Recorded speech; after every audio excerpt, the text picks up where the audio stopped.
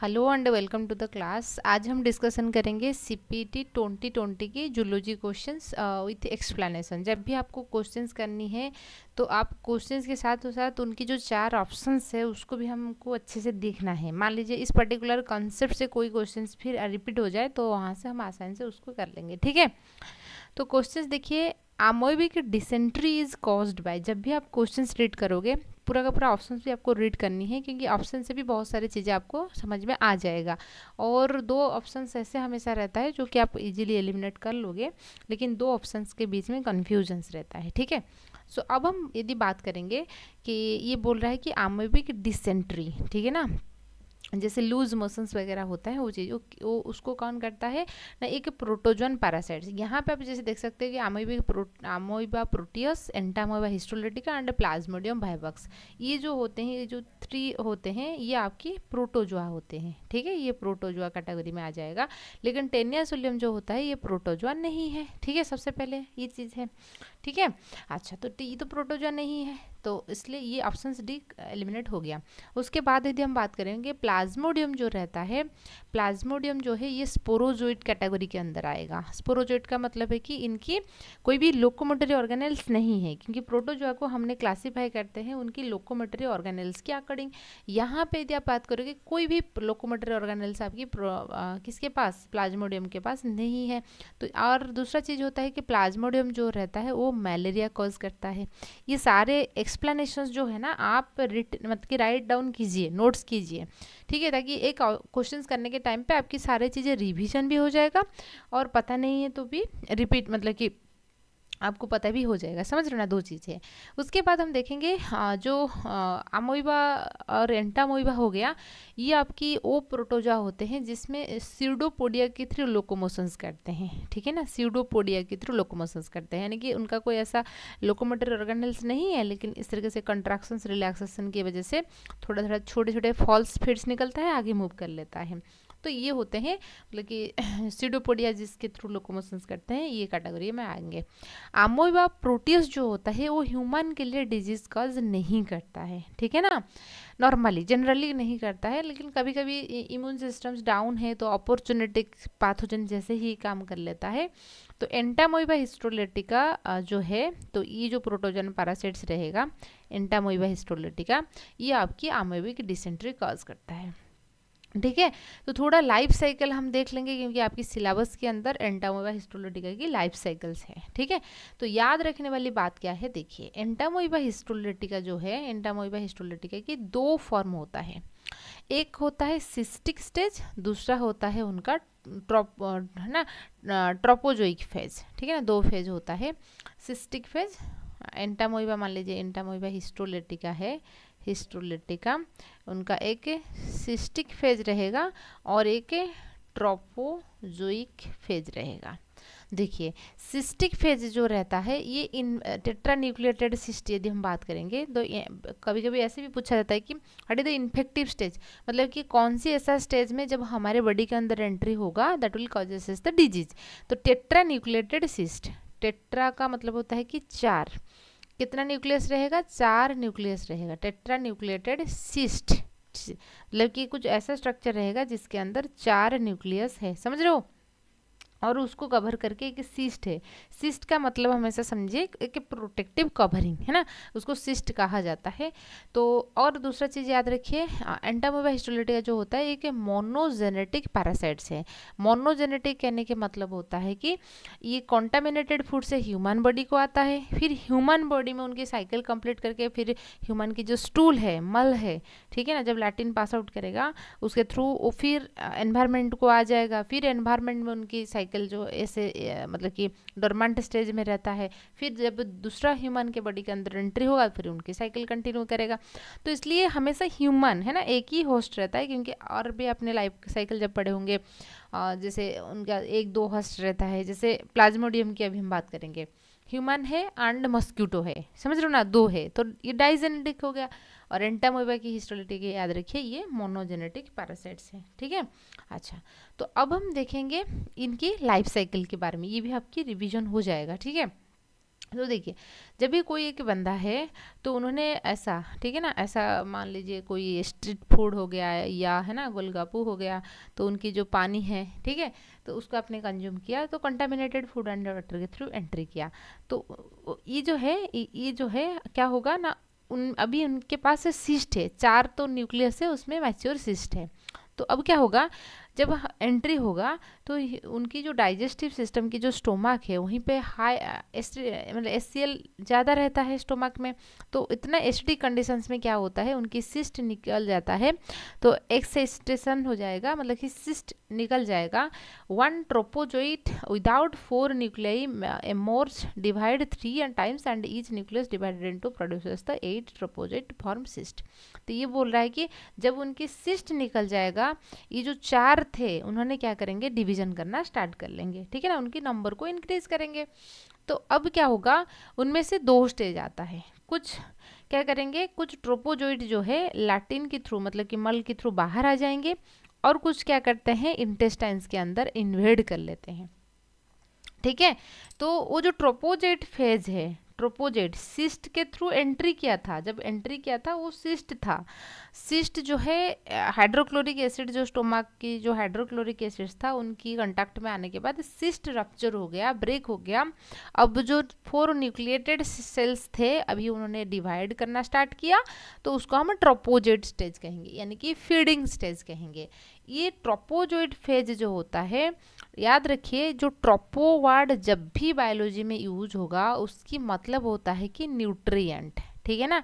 जैसे ऑटोट्रॉफ्स होता है, हेटेरोट्रॉफ्स होता है ना। ऑटोट्रॉफ मतलब जो खुद का खाना खुद बनाता है, जैसे ग्रीन प्लांट्स हो गया। हेटेरोट्रॉफ जो खाने के लिए दूसरे के ऊपर डिपेंडेंट रहते हैं, हेटेरोट्रॉफ्स कहते हैं। तो यहाँ पर भी ट्रोपो वर्ड लिखा है, इसका मतलब है कि फीडिंग स्टेज है। तो ये क्या करेगा, जो हमारा डाइजेस्टिव सिस्टम है, इंटेस्टाइन है, उनकी जो मतलब कि इंटेस्टाइन से ऐसे म्यूकोसा, सब म्यूकोसा, मस्कुलरिस इस लेयर से बनी हुई है, ठीक है ना। ये जो पाइप है हमारा डाइजेस्टिव सिस्टम्स का, तो वो क्या करता है, उसमें छेद कर लेता है। हिस्टोलाइटिका, हिस्टो का मतलब है कि टिश्यू, लाइसिस का मतलब होता है कि ब्रेक डाउन। तो डाइजेस्टिव सिस्टम्स की जो टिश्यू है उसको ब्रेक डाउन करता है, जिस वजह से क्या होगा, जब भी मल आएगा, जो अमीबिक डिसेंट्री हम बोलते हैं, लाल के साथ साथ ब्लड भी आता है। क्यों? क्योंकि उन्होंने छेद किया इंटेस्टाइन्स में, ठीक है ना। कुछ क्या करेंगे, मतलब कि उनकी फीडिंग स्टेज खाने के लिए तो यहीं पे इंटेस्टाइन्स में छेद करेंगे, जिस वजह से जब भी मल पास होगा, स्टूल पास आउट होगा, म्यूकस आएगा, साथ ही साथ ब्लड आएगा, ठीक है ना। अच्छा, तो हाँ, ये हो गया चीज़ें। तो अब हम देखेंगे, जैसे क्या बोलते हैं, नाड़ा रक्त ऐसे कुछ करके बोलते हैं, ठीक है। अच्छा, तो अब हम बात करेंगे ये वाला चीज़ें कि एंटामोeba हिस्टोलिटिका जो है, ठीक है। तो कुछ हाँ, तो उनकी जो एक तो इन्वेड हो जाएगा, ट्रोपोजोइड इन्वेड, तो इंटेस्टिनल म्यूकोसा एंट्री करके ये बॉडी के अंदर फिर सर्कुलेट करने लगेगा, ठीक है। और दूसरे स्टेज होता है, और कुछ क्या करते हैं, मल के थ्रू बाहर आ जाते हैं। बाहर जब आएंगे उनमें सिस्ट बना लेंगे, सिस्ट बना के बाहर आ जाएंगे। ट्रोपोजोइड मल्टीप्लाई करेगा बाइनरी फिशंस में, उन्होंने एनसिस्टेशन हो जाएगा, उनकी चारों तरफ सिस्ट बन जाएगा। तो जब मैच्योर सिस्ट होगा, उनमें 4 न्यूक्लियस के साथ साथ, जो क्वाड्री न्यूक्लिएटेड सिस्ट आप बोल सकते हो, नहीं तो टेट्रा, क्वाड्री भी की मतलब भी 4 है, टेट्रा की मतलब भी कि 4 है। तो वो क्या करता है, जो ह्यूमन जो है, जब भी वो स्टूल पास आउट करेगा, उनकी मान लीजिए, अभी तो लैट्रिन में लोग पास आउट करते हैं, लेकिन पहले टाइम पे लोग क्या कर रहे थे, खुला में मल त्याग कर रहे थे, है ना। अच्छा, तो क्या होता है, ज़मीन में क्या होगा, वही उनके मल के साथ साथ ये सिस्ट पड़ा रहेगा। जो है स्टूल जो है, मल जो है, वो तो डिग्रेड हो जाएगा, बायोडिग्रेडेबल, लेकिन इनकी चारों तरफ सिस्ट है, तो इसलिए ये डिग्रेड नहीं होगा। ऐसे ज़मीन में 10 साल भी रह सकता है, ठीक है। मान लीजिए यहाँ पे क्या हुआ, पूरा का पूरा जो मल था वो बायोडिग्रेड हो गया, लेकिन ये ऐसे पड़ा था। तो इस तरीके से मान लीजिए वाटर, मतलब कि बारिश हुआ, है ना, इस ज़मीन की जो पानी है नियर बाय रिवर को आ गया, है ना, ऐसा हो सकता है। नहीं तो एकदम मतलब कि तेज़ी हवा बहा, तो जिस वजह से जो गोलगप्पू वाले थे उनकी, है ना, उन्होंने उनकी जो पानी था, है ना, तो वहीं पे आके ये जो सिस्ट है वहीं पे आ गया, या जो स्ट्रीट फूड आप देख रहे हो वहीं पे आ गया, तो उसको आपने फिर ले लिया तो आपकी बॉडी के अंदर और एक बार एंट्री हो जाएगा। समझ रहे हो ना? तो ये कुछ उनके साइकिल्स होता है, आपको याद रखने वाली बात होता है। मोनोजेनेटिक होता है, एंटामोबैक्टीरियल आमोबिक डिसेंट्री कज करता है। उनकी 2 स्टेज होता है, सिस्टिक जो कि टेट्रान्यूक्लियोटाइड सिस्ट इनकी इन्फेक्टिव स्टेज होता है। इस स्टेज में ह्यूमन बॉडी में एंट्री करता है, सिस्ट निकल जाएगा, उसके बाद उनके डिवीजन होने के बाद ट्रोपोजोइट यानी कि फीडिंग स्टेज आ जाता है। और फीडिंग स्टेज में ये 2 चीज़ करेगा, इधर एंट्री होगा दोबारा बॉडी में, ह्यूमन मतलब उस बॉडी में रहेगा, नहीं तो स्टूल के थ्रू फिर आ जाएगा नेक्स्ट साइकिल के लिए। ठीक है, नेक्स्ट क्वेश्चन देखिए, एग्डायसोन इज, देखिए आपको यदि क्वेश्चन अच्छे से क्लियर नहीं हो रहा है, विजिबल नहीं हो रहा है, मैं जब रीड कर रही हूँ तो उस टाइप पे देख लीजिए, क्योंकि ये जो है ना थोड़ा थोड़ा जो चीज़ें चलता है। ठीक है, सो देखिए यहाँ पे दे रखा है कि एग्डायसोन जो है दैट इज द, ये क्या होता है ना, एक इंसेक्ट की हार्मोन्स होते हैं। ठीक है ना, जो आर्थ्रोपोड होते हैं इंसेक्ट लोगों की हार्मोन्स होते हैं। ठीक है, हार्मोन्स इंसेक्ट लोगों की यदि हम बात करेंगे, यहाँ पे इनडायरेक्ट डेवलपमेंट होता है, ऐसा तो नहीं कि डायरेक्टली बच्चा बन जाता है, ऐसा नहीं। इनके केस में क्या होता है ना, लार्वा रहेगा, फिर लार्वा से प्यूपा बनता है, फिर प्यूपा जो होता है एडल्ट को कन्वर्ट होते हैं। ठीक है ना, उनमें इस तरीके से चीज़ें होता है। तो डायरेक्ट डेवलपमेंट का मतलब होता है कि डायरेक्टली जो है यंग वन जैसे ही बन जाएगा, डायरेक्ट कहते हैं। लेकिन जहाँ पे स्टेजेस आता है, जब भी मतलब कि डिलीवर होने के बाद कुछ इमैच्योर फॉर्म रहता है, फिर एक इंटरमीडिएट फॉर्म आता है, फिर उसके बाद एडल्ट जैसे होता है, तो ये चीज़ होता है। तो इसलिए इंसेक्ट लोगों के केस में 2 टाइप के हार्मोन्स रहता है। ठीक है, एक रहता है मोल्टिंग हार्मोन, दूसरे रहता है जुवेनाइल हार्मोन। ठीक है, मोल्टिंग हार्मोन एक रहता है और दूसरे रहता है जुवेनिल हार्मोन, जुवेनिल हार्मोन्स। ठीक है, मोल्टिंग हार्मोन्स की मतलब होता है कि ऐसा हार्मोन जो कि प्रमोट करेगा कि अभी लार्वल स्टेज कंप्लीट हो गया, तब प्यूपा स्टेज को मूव कीजिए, और प्यूपा जो होता है फिर एडल्ट स्टेज को, तो ये मोल्ट कर रहा है ना, मोल्टिंग।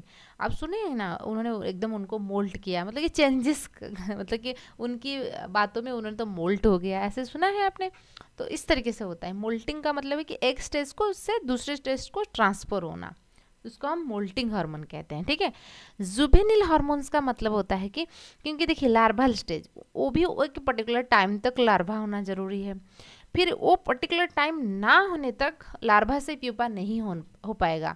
जुवेनाइल हार्मोन ये चीज़ की ध्यान रखता है कि लार्वा को लार्वा रहने देता है, प्यूपा को प्यूपा तक रहने देता है। मान लीजिए आपको मतलब कि जब भी हैचिंग होगा 5 दिन लार्वा स्टेज में रहना जरूरी है, ताकि जो सारे ऑर्गन लार्वे जैसे होता है वैसे बनना चाहिए।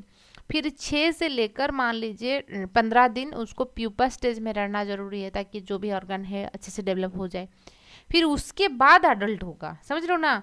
तो जुवेनिल हार्मोन की ये फंक्शंस होता है कि उस लार्वा को लार्वा स्टेज में रहना देता है, प्यूपा को। तो जब जुवेनिल हार्मोन्स की लेवल डाउन होगा, उसके बाद मोल्टिंग हार्मोन जो होता है उनकी फंक्शंस कर लेता है।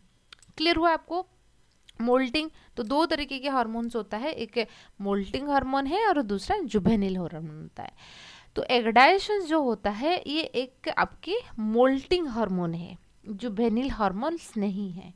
J H that is the stand for juvenile hormones, तो ये तो बिल्कुल नहीं होगा, पहला ये रिमूव हो गया। समझ रहे हो ना?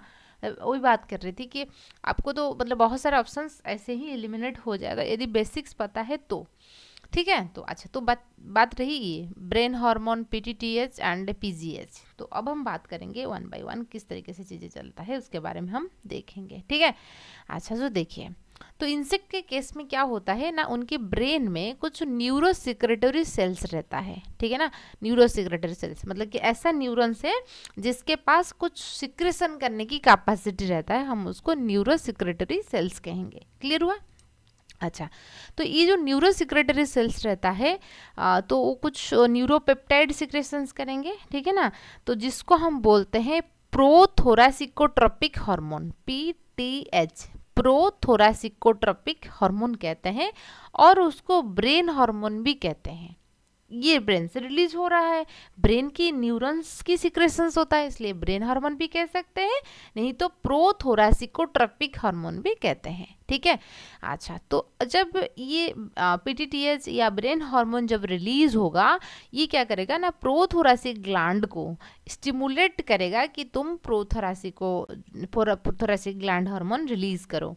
ठीक है ना, यहाँ से जो सिक्रेशंस होता है, तो ये प्रोथोरासिक ग्लैंड यहीं पे रहता है, उसको स्टिमुलेट करता है कि तुम प्रोथोरासिक ग्लैंड हार्मोन्स को रिलीज करो। ठीक है, तो प्रोथोरासिक ग्लैंड हार्मोन या जिसको हम बोलते हैं मोल्टिंग हार्मोन या आपने एक्डाइशंस भी बोल सकते हो। सो उसके बाद फर्दर डेवलपमेंट होता है। ठीक है, मैंने इंसेक्ट के जो हार्मोन्स है उसके ऊपर मतलब कि आपके चैनल पर कंप्लीट वीडियो है, लेकिन अभी के लिए इतने आप समझ लीजिए कि हार्मोन्स दो तरीके के होता है, जुवेनिल एंड मोल्टिंग हार्मोन। ये आपके एक्डाइशंस जो है मोल्टिंग हार्मोन है, उसको सिक्रेट करता है प्रोथोरासिक ग्लैंड हार्मोन्स होता है। क्वेश्चंस क्या दे रखा है देखिए, एक्डाइशन इज ए ब्रेन हार्मोन। ठीक है, ब्रेन हार्मोन मतलब कि ब्रेन हार्मोन उसको सिक्रेट कर रहा है, नहीं, ये क्या हो रहा है, ब्रेन हार्मोन या प्रोथोरासिकोट्रोपिक हार्मोन सिक्रेट होगा, वो आके प्रोथोरासिक ग्लैंड के ऊपर एक्शंस दिखाएगा। उसके बाद प्रोथोरासिक ग्लैंड जो होता है प्रोथोरासिक हार्मोन्स रिलीज करेगा। तो प्रोथोरासिक हार्मोन्स को हम एक्डाइशंस बोल सकते हैं, हम उसको मोल्टिंग हार्मोन्स भी बोल सकते हैं। क्लियर हुआ आपको? समझ रहे हो ना, जैसे हमारे केस में होता है, यदि आप कंपैरिजन करने बैठोगे, हमारे केस में जैसे हाइपोथैलेमस होता है, ठीक है, हाइपोथैलेमस पिट्यूटरी के ऊपर एक्शंस दिखाएगा, समझ रहे हो ना।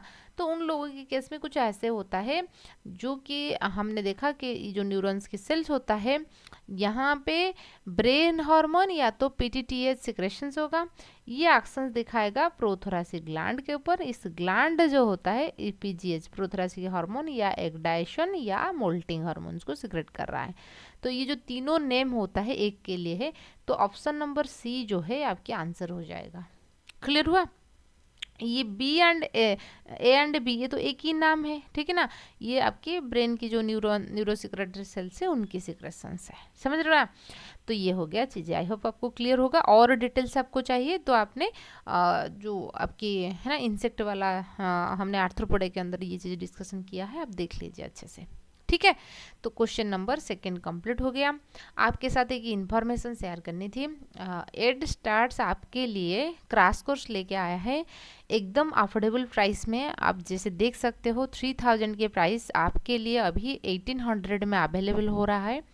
यदि आप आपकी प्रिपरेशंस को स्ट्रांग बनाना चाहते हो, क्योंकि देखिए आपके पास अभी 3 मंथ है और वहीं मतलब कि स्टडी भी करना है, आपको रिवीजन भी करना है। ठीक है, ऐसा नहीं कि आप खुद से प्रिपेयर नहीं कर सकते, कर भी सकते हो, लेकिन क्या होता है ना, रिसोर्स कलेक्ट करने के लिए ज़्यादा टाइम वक्त लग जाएगा। यदि आपको एक ही प्लेस में सारे जो है क्लासेस है, ठीक है ना, सारे बीट बाय बीट क्लासेस हम देखेंगे, रिसर्च के लिए आपके लिए कोई दिक्कत नहीं रहना चाहिए। बस जितना टाइम आप करोगे स्टडी ही करोगे, समझ रहे हो ना। तो सारे पूरा सिलेबस की रिकॉर्डेड क्लासेस आपको मिल जाएगा, साथ ही साथ PDF नोट्स, है ना। तो आप अभी जो भी जितना भी डाउट रहेगा तो आप पूछ सकते हो, तो वो फैसिलिटी है ना। डायरेक्टली 1 to 1 आप पूछ सकते हो, इसमें कोई दिक्कत नहीं है, लेकिन क्लासेस जो है रिकॉर्डेड है, क्योंकि 3 महीने के जो कोर्स मतलब कि अंदर आपको सारे कोर्सेज को कंप्लीट करनी है। यदि लाइव क्लास लेके बैठेंगे तो टारगेट तो फिलअप नहीं होगा, ठीक है, तो दिक्कत वही है। तो हमको उतना टाइम पीरियड के अंदर, ठीक है, जो चीज़ कर सकते हैं तो वो सही रहेगा। प्रीवियस ईयर क्वेश्चन जैसे आप यहाँ पे देख सकते हो वैसे ही हम वहीं पे डिस्कशन करेंगे, तो MCQ प्रैक्टिस भी करेंगे। तो ये था इन्फॉर्मेशंस। यदि आपको ज्वाइन करना है तो आप 8 साइट के साथ जुड़ सकते हो। स्क्रीन पर दिए गए नंबर देखिए, तो इस नंबर पे कांटेक्ट कीजिए 7894226802, इस नंबर पे आप कांटेक्ट कर सकते हो, ठीक है। तो चलिए नेक्स्ट क्वेश्चंस देखेंगे। इन स्पॉन्जेस, तो ये प्रोटोजोआ के बाद पोरीफेरा आ गया, ठीक है ना, ये आर्थ्रोपोडा से था, आप समझ सकते हो, ये पोरीफेरा वाला आ गया। In sponges the cell surrounding the osculum is, तो स्पॉन्जेस की यदि हम बात करेंगे, स्पॉन्ज की केस में क्या होता है ना, ये आपकी सबसे पहले देखिए कि ये पोरीफेरा है। पूरी। तो फिर मिलेंगे और एक नया क्लासेस के लिए, तब तक के लिए बाय बाय। एंड आप चैनल पर नया हो तो सब्सक्राइब कर लीजिए, आपकी दोस्त के साथ भी शेयर कीजिए। और यदि आप चाहते हो कि पीजी प्रिपरेशंस करने के लिए तो स्क्रीन पे जो नंबर है ना उसको ज़रूर उस नंबर पे कॉल कीजिए ज़्यादा इन्फॉर्मेशंस के लिए।